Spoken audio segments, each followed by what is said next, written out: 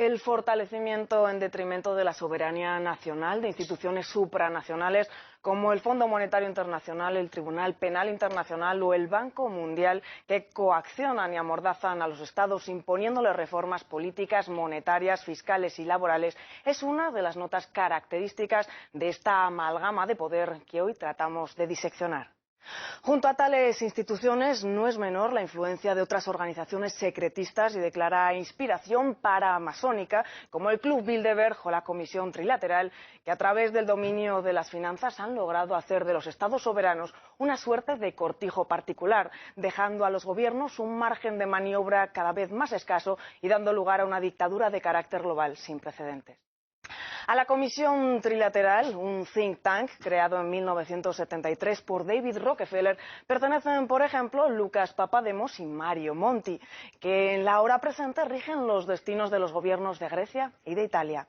Ninguno de los dos ha sido elegido en las urnas y ambos han sido encargados de impulsar una serie de reformas económicas en sus respectivos países que presuntamente los salvarán del desastre. Pero surge la duda de si la crisis financiera que padecemos no ha sido creada y alentada para propiciar una situación que obliga a las naciones afectadas a renunciar a su soberanía. Como ha afirmado recientemente Javier Solana, miembro también, por cierto, de la Comisión Trilateral, en una frase estremecedora, Europa puede y debe ser, si me permiten la expresión, una especie de laboratorio de lo que pudiera ser un sistema de gobierno mundial.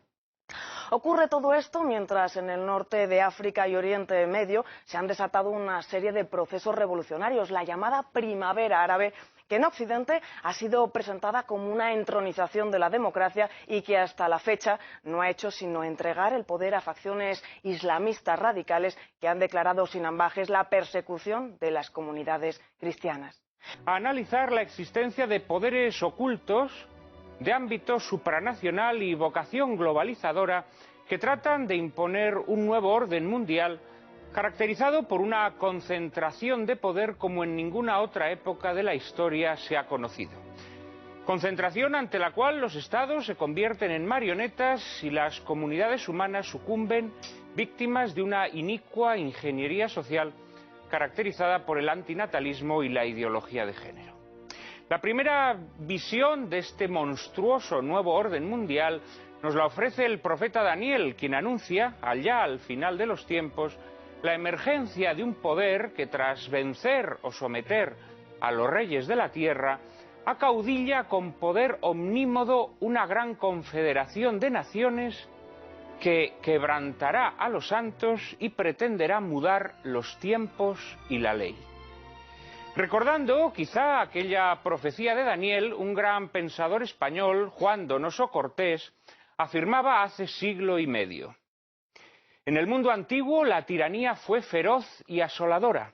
y sin embargo esa tiranía estaba limitada físicamente, porque los estados eran pequeños y las relaciones universales imposibles de todo punto.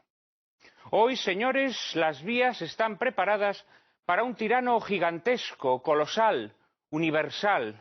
inmenso. Ya no hay resistencias ni físicas ni morales, porque todos los ánimos están divididos y todos los patriotismos están muertos. Las estrategias de este nuevo tirano gigantesco al que se refería Donoso Cortés saltan a la vista. Por un lado, desarrolla un activismo incansable en los organismos y conferencias internacionales, inspirando y financiando lobbies y programas educativos que redefinen constantemente los derechos humanos y que, bendecidos desde instancias como la ONU o la Unión Europea, crean un espejismo de consenso internacional que acaba corrompiendo el lenguaje político y las leyes. Así, el nuevo orden mundial impone una nueva y más sibilina forma de tiranía que, a diferencia de las tiranías de antaño, ya no actúa desde una esfera política exterior, sino modelando a su gusto y conveniencia la esfera interior o conciencia de los individuos. Paralelamente, estos poderes ocultos, mediante arriesgadas operaciones especulativas, se apoderan de las finanzas y se enseñorean sobre el crédito. Y como ya anticipase el Papa Pío XI en su encíclica Quadragésimo Anno, administran la sangre de la que vive toda la economía y tienen en sus manos así como el alma de la misma, de tal modo que nadie puede ni aun respirar contra su voluntad. Tal dominación económica acaba convirtiendo a los estados en lacayos a su servicio, a quienes no resta otra salida sino obedecer los mandatos del nuevo orden mundial que expolian y someten a condiciones laborales cada vez más indignas a las comunidades humanas convertidas en una masa amorfa que, presa del pánico, acaba viendo en este nuevo orden mundial la única salvación posible ante las calamidades que él mismo ha originado.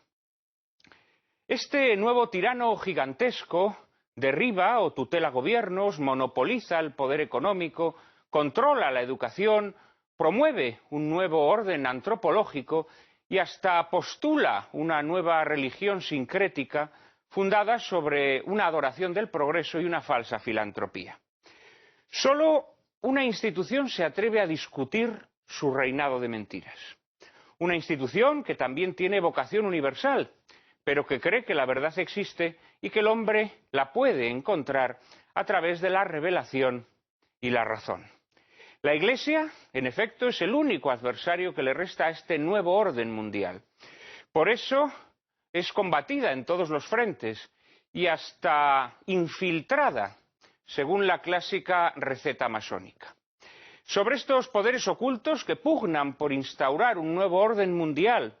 sobre su inspiración ideológica de matriz masónica, sobre las estratagemas que desarrolla en los más diversos ámbitos político, económico, social, moral, religioso, y sobre el fin último que persigue, la conspiración eugenésica, que no tiene... que ¿es o no masónica? Pues en alguna manera sí. Es decir, ¿esta conspiración eugenésica en qué consiste? Fundamentalmente, a finales del siglo XIX, principios del XX, se crean las doctrinas biologicistas, se crean las doctrinas racistas, se parte el maltusianismo en virtud del cual, para simplificar las cosas, la población crece en progresión geométrica, mientras que los recursos en la tierra crecen en progresión aritmética, los alimentos en particular. No hay para todos, hay que disminuir la gente, hay que controlar la natalidad. Esa especie de obsesión por control de la natalidad, que luego en los Estados Unidos da lugar a la eugenesia, es decir, a la creencia en que no solamente hay que controlar la natalidad, sino que además hay que mejorar la raza, el ser humano, mediante digamos, selección artificial, puesto que la selección natural tipo darwinista la ha impedido el cristianismo, con su debilidad, con su introducción de la misericordia, etcétera. Hay que infundar la selección artificial a través de la ingeniería genética, a través de la educación, a través de la introducción de ideologías, como finalmente estamos viendo actualmente de la ideología de género, que lo que propone básicamente es que el sexo es algo que se construye, es algo que no lo conoce nace y que en definitiva sirve para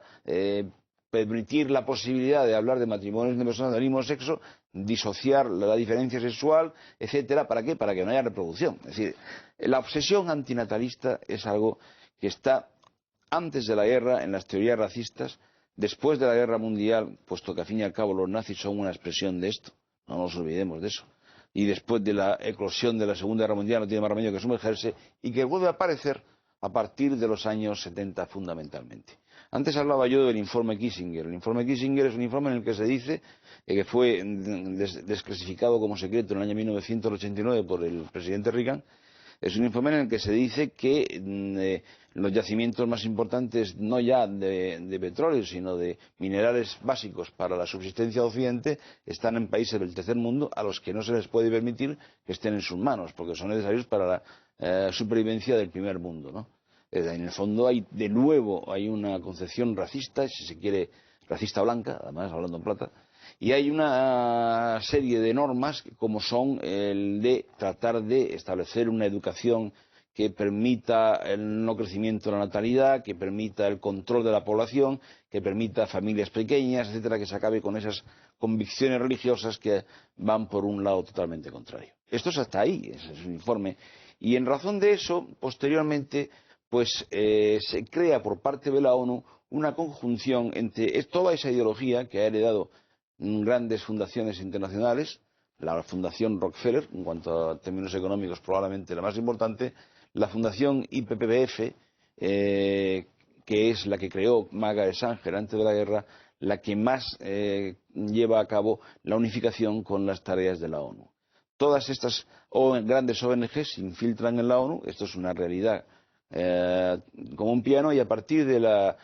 conferencia de Teherán de 1968 y de las posteriores conferencias de población del Cairo del 93, de la mujer del 95, etcétera, etcétera, se empieza a expandir de manera absolutamente consciente y clara una ideología que tú antes, en la exposición que habéis hecho, habéis definido muy bien, que lo que pretende finalmente es cambiar el sentido de lo que es el ser humano, y que comprende aspectos políticos, aspectos económicos, aspectos biológicos, etcétera, y que finalmente tiene su mayor eclosión en lo que se llaman los derechos sexuales y reproductivos, que son nada más y nada menos que todo lo contrario, es decir, tratar de evitar el crecimiento de la población como sea. Desarrollan su acción, digámoslo así, en una doble vertiente. Por un lado, tratando de imponer una moral social, tratando de realizar un ejercicio de ingeniería social y, por otra parte, tratando de dominar el poder político y económico. El nuevo orden mundial del que hoy hablamos ha hallado una poderosísima herramienta para su consolidación en la difusión de una antropología de nuevo cuño que niega las verdades más profundas sobre el ser humano. Tal antropología se ha difundido a través de la Organización de Naciones Unidas y de sus agencias satélites, en especial las dedicadas a la salud, que bajo expresiones tan ambiguas como planificación familiar o derechos reproductivos promueven sin descanso el antinatalismo y las nociones más radicales de género. Estos organismos, además, condicionan la ayuda financiera a los gobiernos y subvencionan con grandes sumas de dinero a las ONG feministas. Paralelamente, se han convocado desde la ONU una serie de conferencias internacionales donde se redactan documentos que, aunque carecen de valor jurídico, tienen una gran importancia política, pues crean un espejismo de consenso internacional que es esgrimido por los lobbies que promueven el aborto o las diversas formas de familia alternativa para forzar cambios en las legislaciones nacionales que parezcan fruto de una demanda social.